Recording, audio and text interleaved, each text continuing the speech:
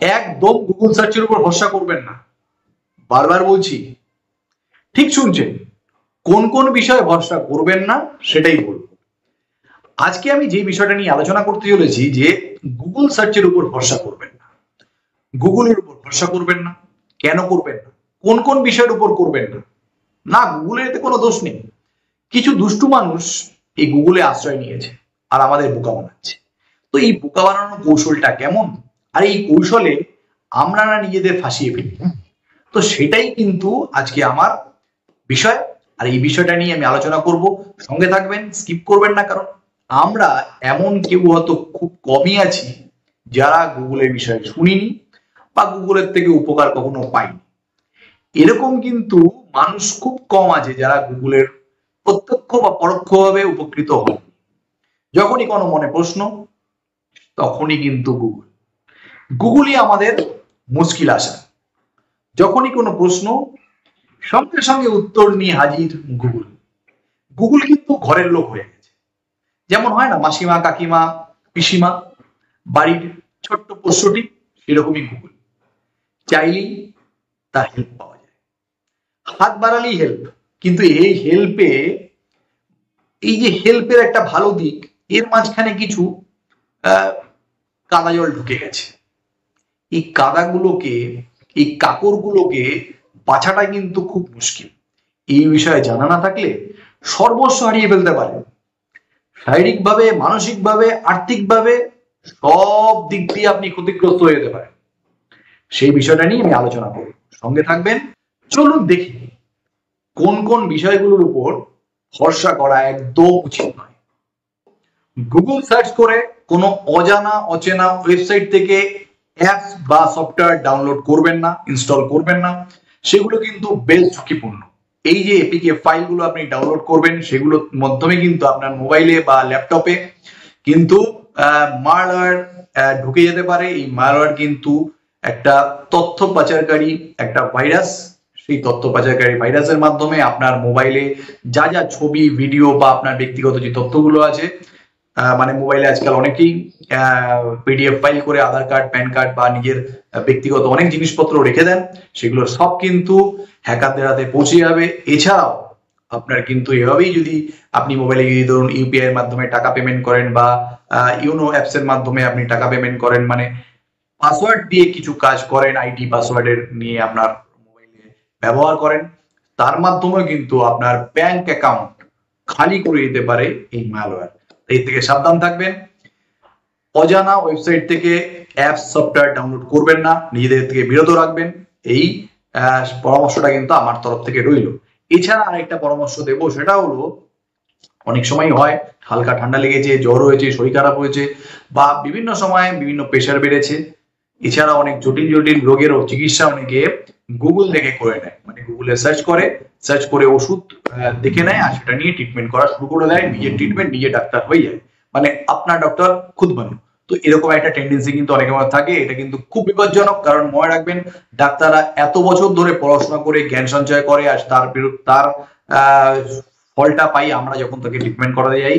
সেই ডায়াগনোসিসটা যখন সে করে, একজন দক্ষ অভিজ্ঞ চিকিৎসকই সেটা পারে। এটা কিন্তু গুগলে আপনাকে না দেখে না শুনে কিন্তু এটা সম্ভব নয়। এটাও কিন্তু অনেকটা রিস্কি ব্যাপার। গুগল দেখে ওষুধ খাওয়া বা নিজে ট্রিটমেন্ট করা, এটা কিন্তু অত্যন্ত বিপজ্জনক। এর থেকে নিজেকে বিরত রাখবেন।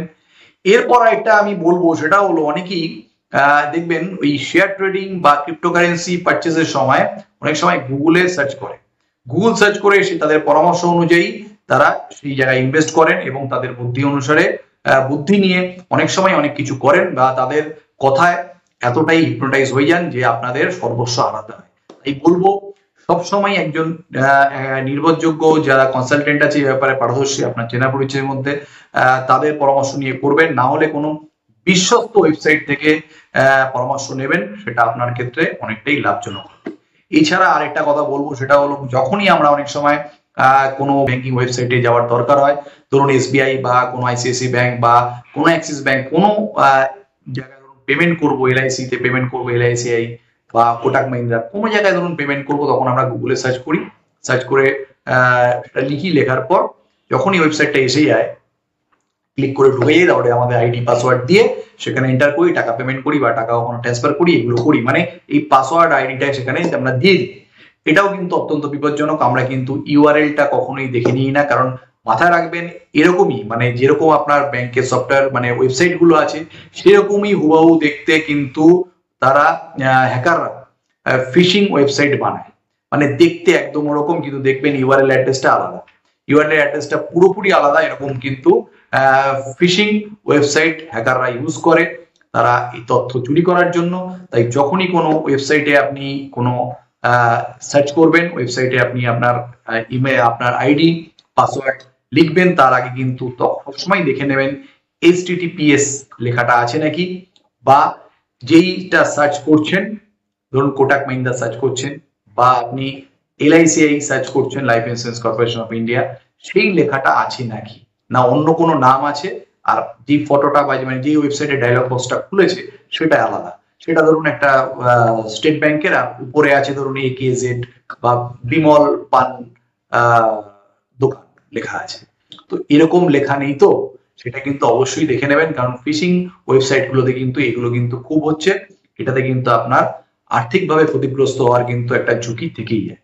এছাড়া আমি একটা কথা বুদ্ধি আপনাদের দেবো, সেটা হলো অনেক সময় হয় যে আমরা অনলাইনে কোনো কিছু পারচেস করি, ফ্লিপকার্ট হোক, অ্যামাজন হোক, যে কোনো জায়গা থেকে আমরা মিন্ত্রা থেকে যখন পারচেস করি, পারচেস করার পর আমাদের প্রোডাক্টটা রিটার্ন করি। রিটার্ন করার পর অনেক সময় হয় যে আমাদের এটা আসছে না, মানে টাকাটা এখনো ফিরে আসছে না, বা অনেক সময় হয় আমরা রিটার্ন করার চেষ্টা করি, রিটার্ন এখনো প্রোডাক্টটা কালেক্ট করেনি। সেক্ষেত্রে আমরা কি করি, এই কাস্টমার কেয়ারের নাম্বার সার্চ করার জন্য গুগলে আমরা সার্চ করি, আর সেখান থেকে নাম্বার নিয়ে আমরা তাদের ফোন করি। কিন্তু তারাও সেরকম, যারা বসে আছে পারে, তারাও বলে হ্যাঁ আমরা ওই জায়গা থেকেই বলছি, আপনি কল করেছেন। আমরা সব তথ্য তারা নিয়ে নেয়, তথ্য নিয়ে কিন্তু আপনাকে কিন্তু ক্ষতিগ্রস্ত করে। এরকম কিন্তু অনেক উদাহরণ আছে যে অনেক সময় দেখবেন হেল্প ডেস্ক বা বিভিন্ন নাম নিয়ে তারা বলে যে এখানে আপনার একটা অ্যাপস ডাউনলোড করতে হবে, এই অ্যাপসের মাধ্যমে ফিল আপ করুন, ফিল আপ করে তারপরে আপনারা পাঠান, দেখবেন আপনার টাকাটা আমরা 24 ঘন্টার মধ্যে ব্যাক করছি। অনেক সময় বলে যে 2 ঘন্টার মধ্যে টাকাটা আপনার ব্যাক করবে, কিন্তু তার এই যে সময়টা, তার মধ্যে কিন্তু তারা আপনার মোবাইলটাকে ক্লোনিং করে নেয়। ওই যখনই আপনি অ্যাপসটা ডাউনলোড করলেন তখন কিন্তু আপনার মোবাইলটা কিন্তু আপনার মোবাইল থাকলো না, সেটা কিন্তু পুরো হ্যাকারদের মোবাইল হয়ে গেল। হ্যাকাররা কিন্তু আপনার মোবাইলটাকে এখন কন্ট্রোল করছে, আপনি যা যা ব্যাংকিং ট্রানজাকশন করছেন, আপনার মোবাইলে যা যা ফটো আছে সবটাই ওরা দেখতে পাচ্ছে। মানে আপনার মোবাইলটা শুধু আপনার কাছে আছে ফিজিক্যালি, কিন্তু মোবাইলের মধ্যে যা যা তথ্য আছে প্রত্যেকটার কন্ট্রোলার কিন্তু তখন ওরা।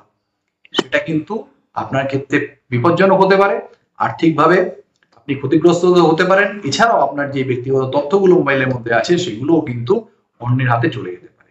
এর জন্য এইসব ব্যাপারে সবসময় সাবধান থাকবেন। সবসময় রেজিস্টার্ড ওয়েবসাইট থেকে কাস্টমার কেয়ারের ফোন নাম্বার কালেক্ট করার চেষ্টা করবেন। কখনই গুগলের উপর ভরসা করে, গুগলের মধ্যে যেই কাস্টমার কেয়ারের নাম্বার পাবেন, যে কোনো সংস্থারই হোক, সেটা SBI হোক, ICICI হোক বা অ্যামাজন হোক, ফ্লিপকার্ট হোক, যে কোনো সংস্থারই হোক, এটা কখনো ভরসা করে সেখানে কল করবেন না, কারণ এই ফোন নাম্বার গুলো ভেরিফাই করা কিন্তু অত্যন্ত প্রয়োজন। আর ফোনে কখনো নিজের ব্যক্তিগত তথ্য কারোর সঙ্গে শেয়ার করবেন না, কারণ কোনো ব্যাংকই কিন্তু আপনাকে এই তথ্য ফোনে কিন্তু কখনো চাইবে না।